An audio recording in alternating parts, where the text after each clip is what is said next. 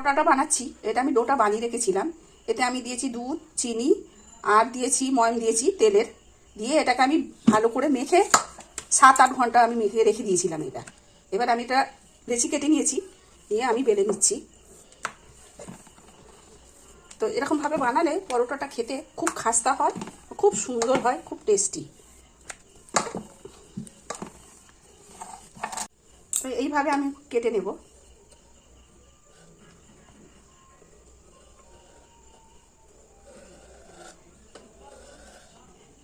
তো আপনারা এইভাবে বানাবেন, বাড়িতে একবার ট্রাই করবেন। শাশুড়ি বৌমা রান্না করে আপনারা দেখছেন। তো আমি এরকম সরু সরু করে কেটে নিয়েছি, এগুলো আমি এইভাবে নিয়ে নেব।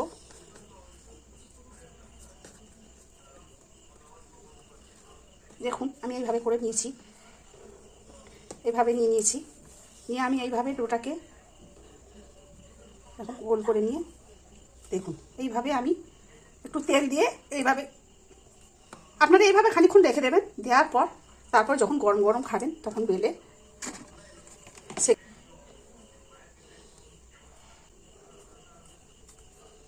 এইভাবে আমি সব বানিয়ে নেব।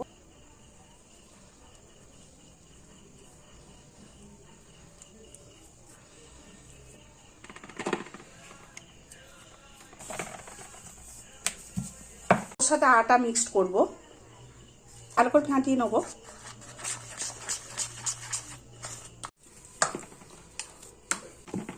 অল্প তেল দিয়ে সেঁকবো, কেননা বেশি ছাঁকা করবো না, যেহেতু এতে তেল, দুধ, চিনি সব কিছুই দেওয়া, এমনিতেই খাস্তা হবে। তো এটা কম করেই ভাজাটা আপনাদের দেখাবো। তো আমরা চাটু বসিয়ে দিয়েছি, চাটু গরম হয়ে গেছে, পরোটা দিয়ে দিয়েছি। একটু একটু করে তেল দিয়ে দিয়ে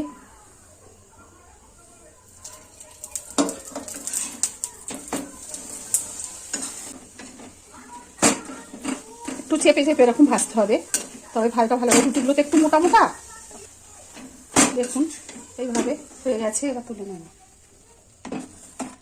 এইভাবে আপনারা পরোটা বানাবেন, এরকম পনিরের তরকারি বানাবেন, বাটার পনির, তো এরকম বানিয়ে খাবেন, দারুণ খেতে লাগে। পরোটাটা তো অবশ্যই আপনারা বানাবেন, যেইভাবে আপনাদের রেসিপিটা বললাম।